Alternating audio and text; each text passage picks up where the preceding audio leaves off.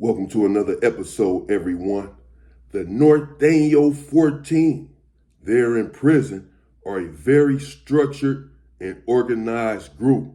Some would say that they are prone to violence. And there in Salinas Valley State Prison, the Nortes occupied the yard. And they often took care of business, oftentimes against their own people in their own faction, in their own car, when they flouted or transgressed against a rule or a protocol. Such is the case here, where the Norteños crashed out on an individual who violated their protocol, dealing with a black, dealing with a Crip, a young Crip dude there on CR in Salinas Valley State Prison, a very dangerous prison. Now, the Norteños are not on every yard in prison, since they have an used to be an intense rivalry with the Sureños. And so since the Sureños occupy a lot of the yards in the California prison system, the Norteños are oftentimes separated or what have you. But there are some yards where the Norteños are on the yard programming with the Sureños or with the Southsiders. And such was the case in High Desert, and such was the case here in Salinas Valley at this juncture. Salinas Valley was a very violent yard, prone to immense violence from every group. A level 4, maximum security, 180 yard. And no group there played with anyone. The Norteños, as I said, proved themselves to be structured and organized from start to finish, if I'm being honest. And the Norteños were getting in phones. The phones had really just begun to come in. Now, as I have made a video here on my channel about before, the Norteños and the Hoovers had a riot, got into it, and it was bloody, it was vicious, it was ugly. And I ended up getting some more information about that riot, but I had just left the prison when it transpired. But so the Norteños had even had a crash out involving the Hoovers over a cellular phone. And now it's a Norteño that's cool. Let's call it Norteño Diablo. I don't remember his name. So Diablo was cool with a Crip dude that we had called C-Dog. Diablo and C-Dog were in the same building together. And though the Norteños, for the most part, they particularly stayed to themselves. You can find them on the yard working out in unison. You can tell which ones were keeping security that had the weaponry on them. You had to have a keen eye for this. You had to be observant and be paying attention and know what to look for, to know who's keeping security on this group and so forth. This is all for self-preservation while you're there in prison. You want to know what's going on, what's what, and who's who when you're out there on the yard at all times. You have to identify any potential threat in order to preserve your life and make it home to your loved ones. And there, they were together, the Norteños. And when they began to get in phones, they were making a little money there in Salinas Valley. And everything was going over just fine. And though they stayed to themselves, Diablo was real cool with C-Dog. Now, many people believe that the Norteños normally are kosher with the Bloods. They real cool with the Bloods, and the Sureños with the Crips, what have you. I'm not going to get into all of those politics. The Norteños at this juncture were just cool with the blacks in general. And so this one, Diablo, was real cool with C-Dog. Now, C-Dog was about 25 years old, and he was a strong individual there on the yard. He had respect from everyone, and he minded his own business and was taking care of business. And you can find them together sometimes, Diablo and C-Dog, even walking the track. Again, this is rare because even the Norteños, even though we're cool with them, every group sticks to themselves. When you're talking about walking the yard, working out, eating, this, that, and the other, it's not going to happen in a level 4 prison. Every group is going to stay to themselves, no matter how cool you are with another group. So when you see these two walking around together, it's somewhat surprising because they did this often.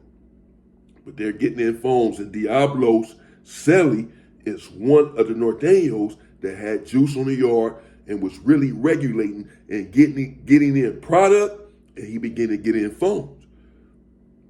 So one day, Diablo approaches his boy, his comrade in arms, Cedar, and tells him he has a phone for him for a little bit of nothing. He just give him such and such. You, my boy, don't worry about it. My celly is getting this. My celly getting it in, bro. I got you. Sea-Dog is very excited. The phones are just beginning to come in. Not a lot of blacks have phones yet. So Sea-Dog is really going to be one of the first ones, as far as the blacks are concerned, on the yard with the phone. Whatever the deal was between Diablo and Sea-Dog, the deal was made. And Diablo gave Sea-Dog the phone. Everything is fine for a day or so. And then all of a sudden, the Norteños come out on the yard.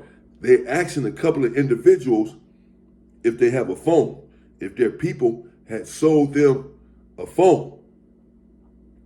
They get to Sea-Dog for some reason. I don't know how they found out or what made them believe that, well, I guess I know because they were real cool. But for whatever reason, they holler at Sea-Dog and ask him if Diablo had sold him a phone. Sea-Dog, not knowing, I guess, that he's not supposed to say anything, told them, yes, he sold him a phone. But come to find out, Diablo done pilfered the phone. He took the phone from his celly. Celly had so many phones or what have you. I guess his celly had told him he was going to let him get a phone or two eventually. But Diablo took it upon himself to take whatever phone he took and give it to his partner, Sea-Dog, for the low. Didn't charge him much at all. But he had not had permission to take this phone and sell this phone to anyone. So when they get word that he indeed took the phone and sold it to Sea-Dog, well, they are irate.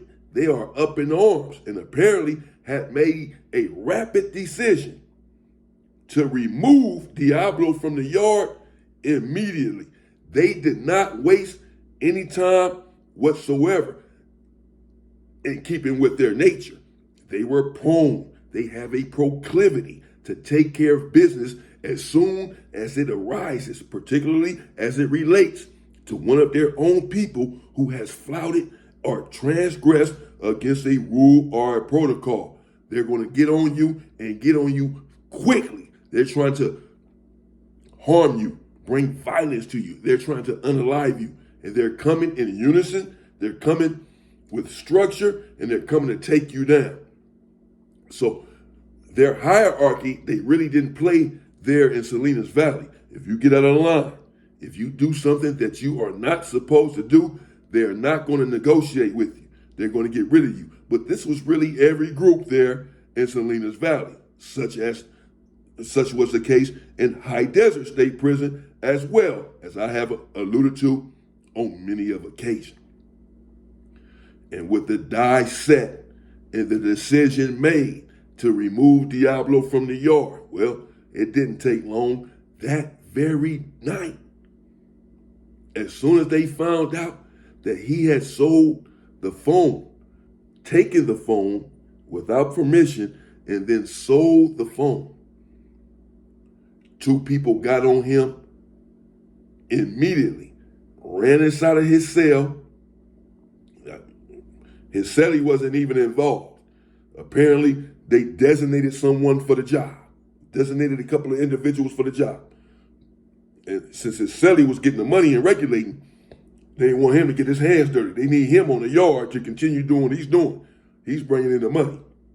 So you get out of the way, we're going to take care of it. They ran inside of this cell, and they absolutely demolished Diablo. They tried to unalive him. They tried to delete him. This is evident by the fact that he came out with so many wounds. They had to rip his shirt off, and he had so many wounds, gasping for air, bleeding everywhere, bleeding all on his face. He had cuts on his ear, his eye, his mouth, his nose, his neck. And apparently they were able to get in there and stand there for a while before the police realized what was going on. But they did catch it in time to save Diablo's life, but barely. They took him out on a stretcher per normal on a level 4 yard when you're cut up and sliced up like this. Medical runs to the building. They perform life-saving measures on you, and then they take you out on the stretcher, and if necessary, they airlift you to a hospital. And Diablo got rushed out of there and got rushed to medical. Word came back, as it always does, that he did survive the attack. We're going to know if the individual that was just attacked lost his life. If he didn't make it, we're going to find out the same day. As soon as he dies, we're going to know. The yard is going to know what happened. So if you survived the attack, we're also going to know that. And so they let us know that he survived the attack, but that he wasn't looking good. He was in a hospital and he was suffering life-threatening injuries, but that he was going to survive. But his injuries were indeed life-threatening, and that he did survive, but certainly he was not the same. This is Diablo, who decided, according to the Norteños, to take a phone without their permission and sell it to a brother for a little bit of change. I don't know why. I don't know what he was trying to do with the money. I don't know if he owed someone. I don't have the particulars as it relates to that. All I know is that according to the Norteños, the word that went around after the situation was taken care of, he did not have permission to take the phone. And that's why he had to be removed. And they removed him viciously because, truthfully, they don't play. Stay free, people.